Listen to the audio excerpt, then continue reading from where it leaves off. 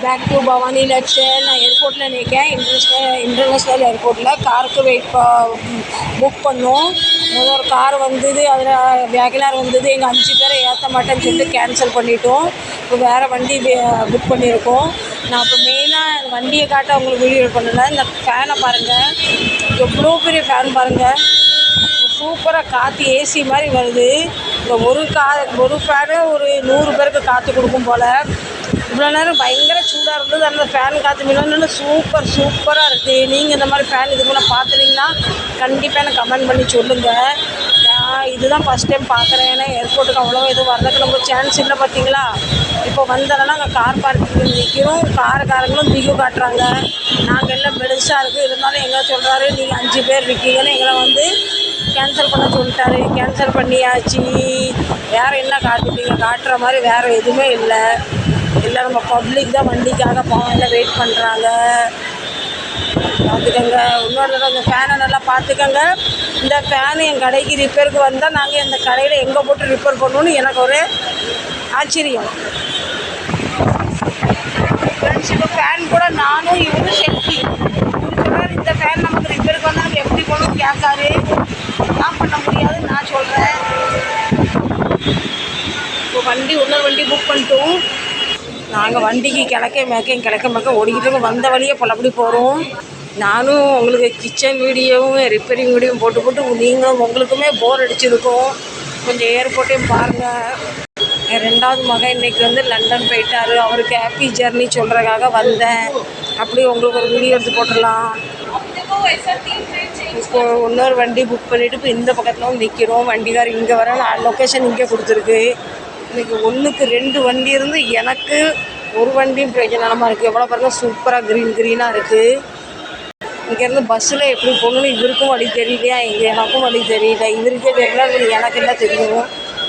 இப்போ மேலே பாருங்கள், அந்த பெரிய ஃபேனு உங்களுக்கு நீங்கள் நினைப்பீங்க சுத்த மாட்டேங்குது. ஆனால் காற்று நீங்கள் நம்ப மாட்டீங்க. கையால் பிடிச்சி நிப்பாட்டிடலாம் போல் அப்படி தான் சுற்றுதானே காற்று. நல்ல ஒரு கூலான காற்று. இது உண்மையிலே இது ஓடலை. நான் காற்று சூப்பராக அடிக்கி.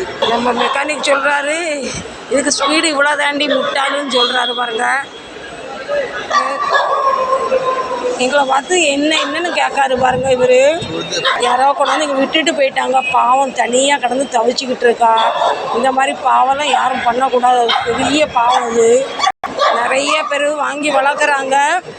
முடியாத பட்சத்தில் கொண்டாந்து விட்டுட்டு போயிடுறாங்க. இதுக்கெல்லாம் அவங்களுக்கு தண்டனை கண்டிப்பாக உண்டு. நாங்கள் எங்கே போனாலும் எங்கள் சொந்தம் எங்களை தேடி வந்துடும். இப்போ பிஸ்கெட்டும் இல்லை. இங்கே பிஸ்கெட்டு வேலை கேட்டால் ஓவர் வேலை சொல்கிறாங்க. காத்தாடி சூப்பராக இருக்கா ஃப்ரெண்ட்ஸ். அப்போ இங்கேருந்து நடந்து போயிட்டுருக்கு. அந்த ஃபேன் எனக்கு ஒரு 10-15 அடி தள்ளி இருக்குது. அதனால் காற்று அப்படியே கடல் காற்று மாதிரி படுது ஃப்ரெண்ட்ஸ். என்னென்னலாம் கண்டுபிடிப்பு பார்த்திங்களா நம்ம மனுஷனோட. இந்த பெரிய பஸ் எதுக்கு வந்திருக்குன்னா, இந்த ஹஜ் போவாங்க பார்த்திங்களா, அவங்கள வந்து நிறைய பேரை வந்து இறக்கிச்சு. எல்லாம் இந்த சவுதி அரேபியாவில் இருக்குது பார்த்திங்களா, அதுக்காக நிறைய பேர் போகிறாங்க.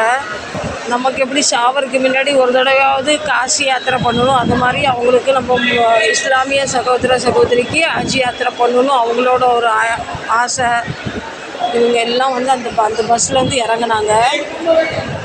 நிறைய பேர் கார் புக் பண்ணிட்டு டைமில் வராமல் எப்படி போகணும் என்ன போகணும் நிறைய பேர் இப்படி இருக்கிறவங்க இருக்காங்க. சிலவங்க லக்கேஜ் நிறையா இருந்தால் காரை ஏற்ற மாட்டேங்கிறாரு. படுபாவிங்க யாரோ அந்த பிள்ளைய கூட விட்டுட்டு போயிட்டாங்க. எப்படி மனசு வந்தது அவங்களுக்கு? பாவம் அதை தேடுது. அவங்க ஓனரை தேடி லாந்துது. இப்படி தப்பு பண்ணுறோன்னா கடவுள் நல்லா தான் வச்சுக்கிட்டு இருக்காரு இன்றைக்கும். பாவம் கத்தி டயர்டாகி போய் அவங்க உட்காந்துட்டான் ஓரமாக. வரவங்க போகிறவங்க ஒரு காரில் கொண்டாந்து இறக்கி விட்டு போயிருப்பாங்க போல். ஒரு வண்டியும் பார்த்து கத்திட்டு ஓடுறான் பின்னாடி. சரி ஃப்ரெண்ட்ஸ், இப்போ எங்கள் வண்டி வந்துட்டு இந்த வீடியோ இதோட பிடிக்கிறேன்னா அந்த வீடியோ பிடிச்சிருந்தா லைக் பண்ணுங்கள், ஷேர் பண்ணுங்கள், சப்ஸ்கிரைப் பண்ணுங்கள். நான் மீண்டும் நாளை நல்ல வ்ளாகில் உங்களை சந்திக்கிறேன். Tata, bye bye, see you.